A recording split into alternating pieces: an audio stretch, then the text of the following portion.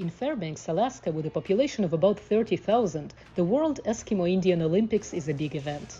It celebrates the skills and culture that helped the native population survive in harsh conditions for thousands of years.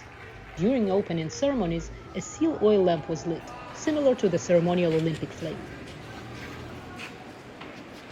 I'm Athabaskan, Koyukon, Tlingit, and Cherokee, and I've grown up around the native games. My third or fourth time on the blankets. I also compete in bench reach and Indian stick pull, as well as greased pole walk and ear pull. The scissor broad jump tests the skill needed when jumping on ice floes. Greased pole walk mimics the balance challenge of crossing a creek on a slippery log. Alaskan Hiking, one of the most challenging events, goes back to the Inuit signalers system.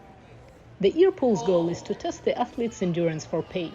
And four-man carry is a test of strength that mimics a hunter carrying a heavy load for a long distance. Sean Hawkins has competed in the event for 10 years, but he got his first win this year. He carried 4 men weighing a total of 272 kilograms for 56 meters. I'm happy, but I'm super shocked. Eskimo-Indian Olympics is an event that's been created to celebrate and to enjoy the long winter months that we've had, so that we can come together, not only talk about how we've done as individuals, but to kind of show like how well we've kept in shape, especially when they're from places with no gyms, no other opportunities to work out. And a lot of these games allow people the opportunity to survive in life and death situations. In the one-hand reach contest, an athlete needs to show incredible strength and focus, balancing on the palm or knuckles of one hand while reaching for a ball that is raised higher in each round. This year, Bernard Clark couldn't beat his own record of 180 centimeters. I did on my knuckles, and then 72, I just, at that point, you start to fatigue. Some of the more unusual sports events are eating maktak or whale blubber and dressing a fish. For that contest, participants need to bring their own ulu, a traditional knife.